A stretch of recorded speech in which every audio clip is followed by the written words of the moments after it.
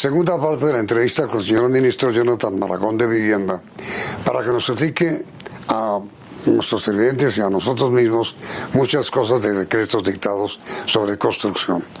¿Cómo se va a hacer, señor ministro, para que comience a reactivarse la construcción? ¿Quién transporta a los obreros? ¿Cómo los transportan? ¿Cómo los devuelven a casa? ¿Quién transporta los insumos? ¿De dónde salen las herramientas? Primera pregunta, ministro, y muchas gracias. Muchas gracias, Yamit. Lo primero que hay que mencionar es que existe un consenso a nivel global sobre la pertinencia de reactivar el sector de construcción una vez termine este proceso, se vaya culminando este proceso de aislamiento preventivo. Así ha ocurrido en todos los países que van un poco adelante de nosotros en términos de número de contagiados. Ocurrió en España, ocurrió en Inglaterra, pero también en países emergentes como Chile, como Costa Rica. La postura ha sido, y Uruguay ha sido exactamente la misma, comenzar esta apertura gradual con el sector de edificaciones. Hay una razón conceptual por la cual el sector de edificaciones es el candidato natural para esta primera fase de apertura. Tiene que ver con que la construcción, Yamit, se hace por etapas, se hace por fases, se hace por cuadrillas, es divisible. Esta facultad propia de la naturaleza, digamos, del proceso constructivo, permite que sea muy fácil implementar protocolos de bioseguridad, protocolos que tengan que ver con el distanciamiento, protocolos que tengan que ver con las herramientas, protocolos que tengan que ver con la manera de trabajar. Hay una segunda razón por la cual es tan importante reactivar edificaciones, y es que tenemos 980.000 empleos en peligro, empleos de, además, una mano de obra que pasaría del contrato formal casi que directamente a la pobreza. Son 4 puntos de tasas de desempleo. Entonces, ¿cómo lo estamos haciendo en Colombia? En Colombia partimos de una circular que lanzamos la semana pasada entre el Ministerio de Vivienda, el Ministerio de Trabajo y el Ministerio de Salud. Esa circular fijó el mejor protocolo posible sobre cómo deben trabajar las construcciones de edificaciones en el marco de esta apertura. Ese protocolo tiene disposiciones sobre distancia. Vea, el protocolo dice, por ejemplo, varias cosas de las que están contenidas en el protocolo: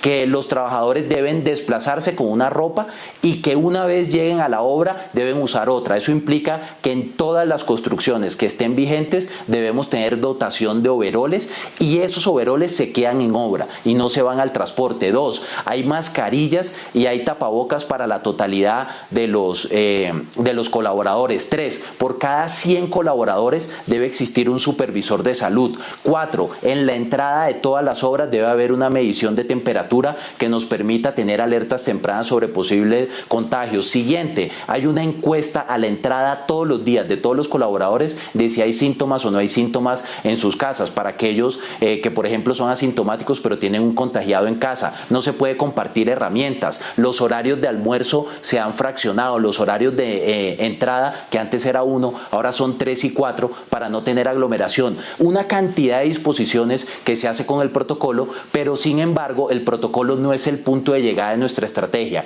El protocolo son unas guías orientadoras muy detalladas, pero cada una de las empresas, en cada uno de los proyectos que quiera reactivar, tiene que enviarnos al Ministerio de Vivienda para nuestra aprobación un manual de aplicación de ese protocolo, y con esa autorización del manual de implementación del protocolo es que las empresas van a poder finalmente salir a ejecutar las obras. Entonces, 2 preguntas, señor ministro, sobre este tema. Primero, ¿cómo se desplazan los obreros? Bueno, Yamit, algunos han dado soluciones para métodos alternativos de transporte. Digamos que hay un programa muy ambicioso de disposición, por ejemplo, de bicicletas para la mano de obra, pero no pasa nada si los obreros se desplazan en transporte público. Recordemos que el transporte público no va a estar funcionando a plenitud, pero va a permitir el desplazamiento de aquellos colaboradores que estén atendiendo infraestructura crítica. Y en esta apertura gradual hemos definido como infraestructura crítica los servicios públicos, por supuesto los médicos, que son los primeros. Hemos definido las obras civiles y el sector de edificaciones. Entonces, y también la manufactura, pero este sector de edificaciones que demanda un número importante de mano de obras, uno por métodos convencionales y transporte masivo, otros por métodos no convencionales como los de bicicleta. Lo importante es que ese proceso de transporte se sigue haciendo, el protocolo empieza a regir desde que la persona sale de su casa. ¿Por qué? Porque una vez la persona llega al trabajo, tiene que quitarse la ropa con la cual se desplazó y ponerse un uniforme de trabajo, y eso nos ayuda, junto con el lavado, que lo estamos haciendo todos los días, a minimizar ese riesgo de contacto. Eso desde el punto de vista del transporte. Una segunda pregunta que nos hacía usted: ¿quién va a monitorear esto? Nosotros estamos recibiendo los planes y los manuales de implementación, ya tenemos más de 250 en 16 departamentos, pero ¿quién lo va a monitorear? La respuesta corta sería que lo vamos a monitorear entre el ministerio con las entidades territoriales, pero yo iría más allá, Yamit, porque estamos dando un gran paso en Colombia de abandonar esa aproximación gendarme y policiva de la política pública, y nos hemos planteado más bien unos diseños de política donde se alineen los incentivos. Déjeme contarle a qué hago referencia. Aquí los primeros veedores del cumplimiento del protocolo son los trabajadores. Todos los trabajadores del sector de construcción que se acerquen a una obra y que se encuentren que no se está cumpliendo con estos protocolos que les estamos contando en términos de material, de elementos de sanidad, en términos de distancia social, los empleados son los primeros que deben levantar la mano y hacer la denuncia. El hecho de que los empleados tengan el mismo incentivo que los empleadores y que las constructoras, que lo que menos quieren es que se les materialice un problema de riesgo laboral, nos ayuda en cierta medida a que todos estemos apuntando para el mismo lado. Ninguna constructora hoy en Colombia tiene incentivos a desviarse de los protocolos, porque corre un riesgo laboral que es incalculable. Ningún colaborador tiene incentivos a desviarse de los protocolos, porque pone en riesgo su salud y la de sus familiares. Y por eso el gobierno nacional, las entidades territoriales, las empresas y los colaboradores estamos todos con los mismos incentivos apuntando hacia el mismo lado. Entonces, señor ministro, la primera parte de su respuesta, cuando usted dijo que se puede movilizar en transporte colectivo, ¿supone que va a volver el servicio de buses normal?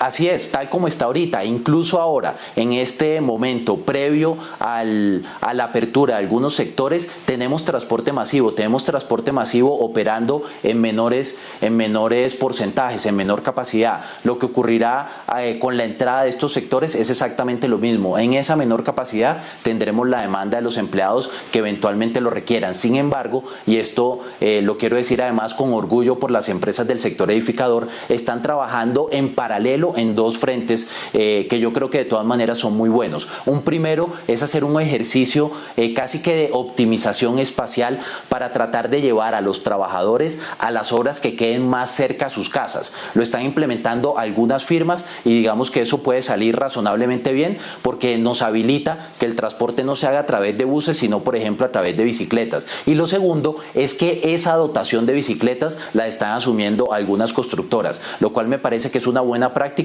y que se puede tratar, si bien no de regular, cuanto menos de emular y de promover para que se extienda por todo el país.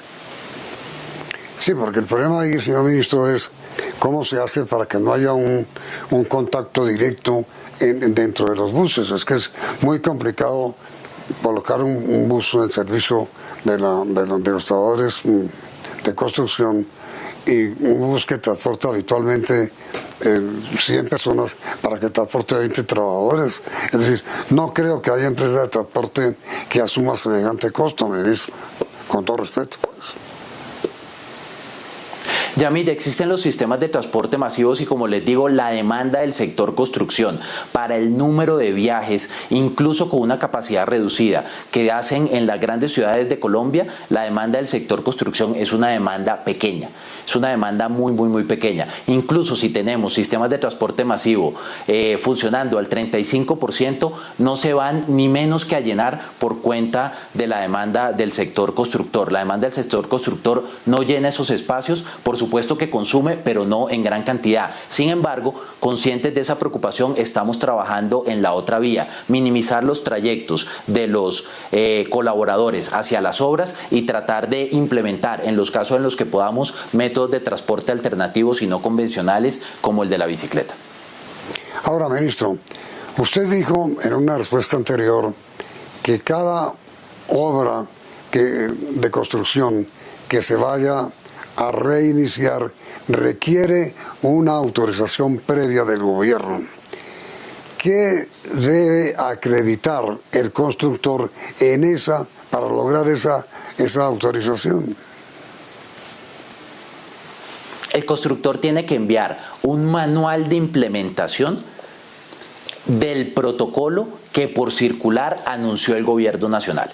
Entonces, el protocolo son unas líneas generales, pero cada obra tiene unos elementos idiosincráticos que hacen que las recomendaciones contenidas en el protocolo se apliquen en mayor o en menor medida. Déjeme ponerle un ejemplo. Si estamos hablando de una obra que ya está desde el punto de vista estructural terminada y lo que le hace falta es la última fase, le hace falta mampostería, le hace falta pintura. Digamos que allí la parte que aplicaría el protocolo es la de la distancia en el confinamiento, es la de los elementos de protección de los colaboradores y la del lavado de la zona. Entonces, una empresa que se vaya a dedicar a un proyecto que solamente requiere ese tipo de actividades no tiene que desarrollarnos un protocolo en todo lo demás. Aquellas que por el contrario demanden mucho personal, que tengan, por decir algo, más de 100 colaboradores, les estamos exigiendo otras cosas que están contenidas en el protocolo, y es que no todos entren a la misma hora, que los horarios de almuerzo no sean los mismos, que tengamos un comedor habilitado, que tengamos un sitio donde se puedan asear que también esté habilitado en todas las obras y de manera permanente, y que tengamos por cada 100 colaboradores un supervisor. Entonces, lo cierto es que dependiendo los elementos propios idiosincráticos de cada una de las obras, es que nos tienen que enviar un manual contándonos cómo se van a cumplir los mandamientos de ese protocolo. Pero hay unos elementos que, independientemente de cuál sea la obra y cuál sea el municipio, son, si se quiere, prerequisitos para que las empresas puedan acceder. Prerequisito número 1, la empresa tiene que proveer los elementos de seguridad. Y ya no estamos hablando de elementos de seguridad industrial, aquí estamos hablando también de tapabocas y de mascarillas. Eso debe estar permanentemente, así como agua para el lavado permanente y así como la desinfección de los sitios de concurrencia. Eso es un prerequisito. Lo segundo, ya no se pueden compartir herramientas. El sector de la construcción encontraba eficiencias a través de turnos donde se compartieran herramientas. Ahora está prohibido en cualquier obra que se compartan herramientas. Lo siguiente, en todas las obras de Colombia que se reactiven en el sector edificador,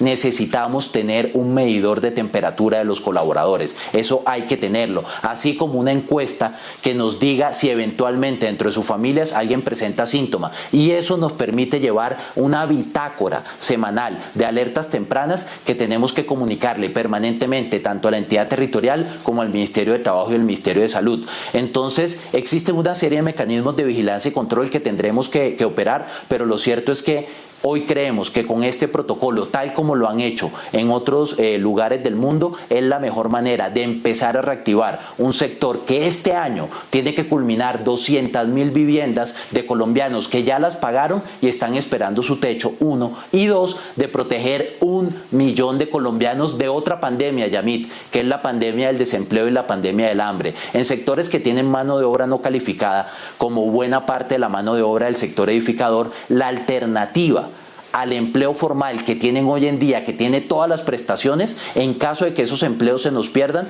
la alternativa es un triste peregrinaje hacia la pobreza. Y eso es algo que también estamos tratando de evitar, y en eso nos sentimos, digamos que, cómodos, porque el planteamiento que hemos hecho es el que ha probado desde el punto de vista internacional ser el más certero en una situación que de todas maneras es subóptima, en una situación que de todas maneras trae incertidumbre, pero que nos permite avanzar por lo menos de manera cautelosa y de manera gradual. Hay otra pregunta que usted me hizo, Yamid, al principio y no se la había contestado. Usted me preguntó por los insumos.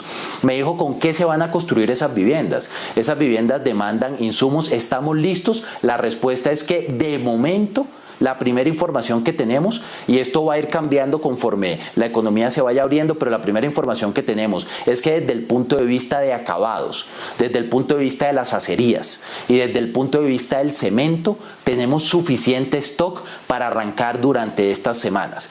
Y la entrada en vigencia de este sector implica no solamente que en la última fase de edificación tengan permiso para trabajar, sino también que a las empresas de la cadena de producción también lo puedan hacer para garantizar la provisión. Pero en el muy corto plazo, la respuesta es que para la semana entrante y la que sigue tenemos suficiente stock, suficientes inventarios que nos permiten garantizar que la producción se vaya reactivando poco a poco, paso a paso.